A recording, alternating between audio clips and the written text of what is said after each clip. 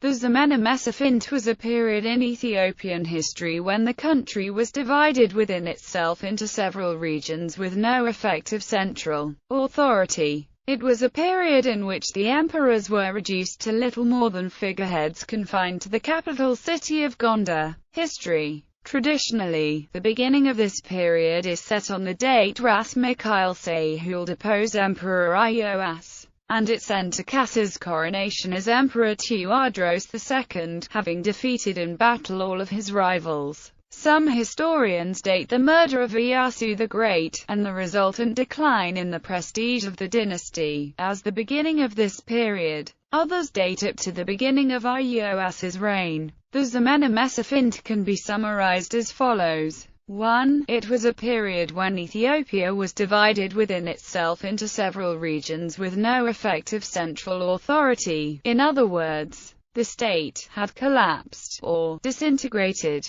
The most powerful lords during this period were Ras Ali I, Ras Ali Gaz, Ras Haile Yosedek, Dejazmish Wube Haile Mariam, Ras Wald Selassie, Ras Gugza, Ras Ali II, and King Salah Selassie of Showa II. However, the Yejju lords did have predominance or hegemony over the other lords of Ethiopia. 3. The lords constantly fought against each other for aggrandizement of their territory, and to become the guardians of the kings of Gondar. 4. The monarchy continued only in name because of its sacred character. This nominal but divinely ordained monarchy preserved the dynasty from actual extinction. Crummy, Rubinson, Abir and Schiffer or Beckel agree that in all the disintegration, chaos, and anarchy, the Yejju lords ruled the country in the name of the Solomonic dynasty. That being said, the term that perhaps needs to be precisely defined has to do with the appellation of the Yejju. Very often it is called the Yejju dynasty. There is no problem with this name except that at times it created confusion with the Yejju province. It is preferable to call them by the name that they themselves preferred and by what others called them, Warase. This appellation clearly refers to the family rather than to the province. Scholars now agree that of the Warase rulers, Ras Gugza's reign was characterized more by peace than by war. The power of the Warase rulers was much more than predominance. They exercised actual authority over the other lords. The latter were their tributary lords and the Warase were suzerains or overlords. To be sure, the Warase did not exercise absolute authority outside of the provinces directly under their rule. These provinces extended from Begamdra across Chachaho Pass to the Amhara provinces of Makit, Wadla, Delanta, and Darwent. Their authority over the lords of the rest of the regions, Gojam, Wollo, Semien, Tigray up to Hamasien, Wag and the like, was rather restricted to the power of making them pay regular tributes, be in attendance in their court for a given period of the year, participate in their wars and exercise right of appeal in matters of justice. They also had the right of confirmation in their offices when new lords came to power in one way or another. At times, they even went to the extent of chaining some of their recalcitrant lords. During the Zemene Mesafint, various lords came to abuse their positions by making emperors, and encroached upon the succession of the dynasty by candidates among the nobility itself. For example, on the death of Emperor Tewodros, the chief nobles of Ethiopia feared that the cycle of vengeance that had characterized the reigns of Tewodros and Tekel Haymanot I would continue if a member of the Solomonic dynasty were picked for the throne. So they selected one of their own, Yostos, to be king of kings. However, the tenure of Yostos was brief and the throne came into the hands of the Solomonic house once again. The reign of Iyasu II had brought the empire once again to disaster. He ascended the throne as a child, allowing his mother, Empress Mentshub, to play a major role as his regent. Mentshub had herself crowned as co-ruler, becoming the first woman to be crowned in this manner in Ethiopian history.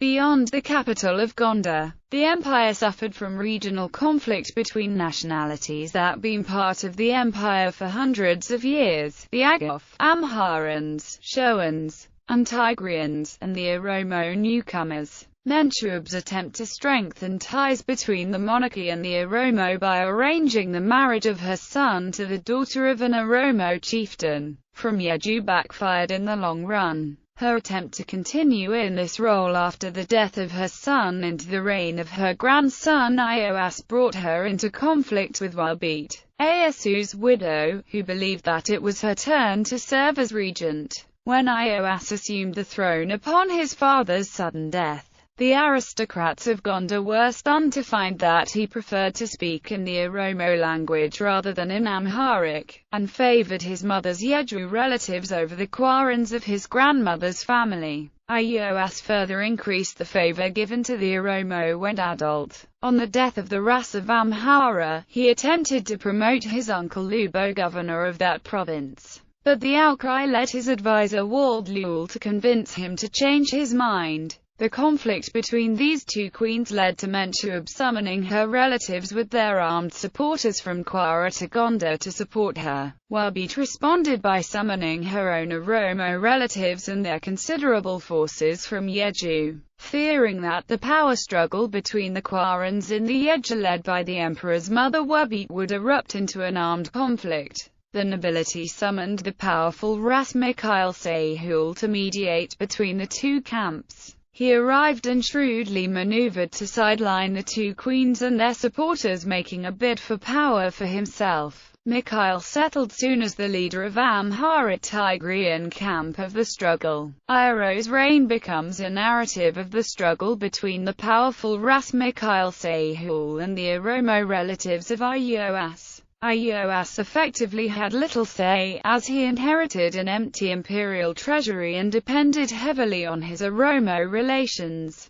As he increasingly favored Oromo leaders like Faisal, his relations with Mikhail Sahul deteriorated. Eventually Mikhail Sahul deposed the emperor Iyoas. 1 week later, Mikhail Sahul had him killed. Although the details of his death are contradictory, the result was clear. For the first time an emperor had lost his throne in a means other than his own natural death, death in battle, or voluntary abdication. From this point forward the empire devolved ever more openly in the hands of the great nobles and military commanders. Because of its effects, Iyo's assassination is usually regarded as the start of the era of the princes. An aged and infirm imperial uncle prince was enthroned as Emperor Johannes II. Ras Mikhail soon had him murdered, and underage Tekel Haymanot II was elevated to the throne. Then, Mikhail Sahul was defeated in the 3 battles of Sarbakusa and the triumvirate of Faisal, Goshu of Amhara, and Wandna Wasan of Begemder placed their own emperor on the throne. More emperors followed as these 3 fell from power and were replaced by other strongmen, who constantly elevated and removed emperors. Tekel Georges is famous for having been elevated to the throne altogether 6 times and also deposed 6 times. Meanwhile, Amhaisis of Shelwa wisely kept out of this endless fighting, devoting his energies to consolidating his kingdom and founding Ankoba. This was a practice that his successors followed to the end of the kingdom. The years from 1771 to 1784 constituted a sort of interregnum or a transition age between 2 eras, the era of the absolute monarchy and the era of rule by the Warisei rulers. Tekel Georges I, whose first reign was from 1779 to 1784, tried to assert all over again some, if not all, of the powers of the monarchy. Unfortunately for him and the dynasty as a whole, he ended up losing everything. Ali I defeated him in early 1784 at a place called Afara Wanit and replaced him with Iyasu III, who was a full puppet. 2 years later, in 1786, Ali I became Ras Bitwadad, and with his ascent to power, the Yejju dynasty, or more precisely, the Warisei dynasty came into being. Ras Ali I and his remaining Warisei family members became Enderases of the Ethiopian Empire, until the emergence of Kasahelu, the future Emperor Tewodros II. Power was transferred from Ras Ali I to his brother Ras Ali Gaz. After the death of Ras Ali Gas, Ras Wald Selassie, hereditary ruler of Endete and overlord of Tigray, became Enderez of the empire, briefly taking power away from the Warase rulers. Upon his death, power was transferred to Ras Ali Gas's nephew, Ras Gugsa, who in turn transferred power to his sons Ras Yimim, Ras Maria, and Ras Dori. After the death of Ras Dori, Ras Ali II, a nephew of Ras Gugsa, became Enderez. The Zemene Mesafint, which in a span of 86 years saw 23 emperors occupy the throne, came to an end with the rise of Kasa Haile, better known by his later throne name of Tewodros II of Ethiopia. Kasa won his way to control the imperial throne first by occupying Dembia, then following a series of battles beginning with Garamba and ending with Battle of Yejju, came to control all of Ethiopia. More importantly, with his triumph over Ras Ali II at the Battle of Isel, Kasa Haile ended the Warase dynasty. And with imperial power once again in the hands of a single man, the Zemene Mesafint is considered to have ended, and the history of modern Ethiopia to have begun.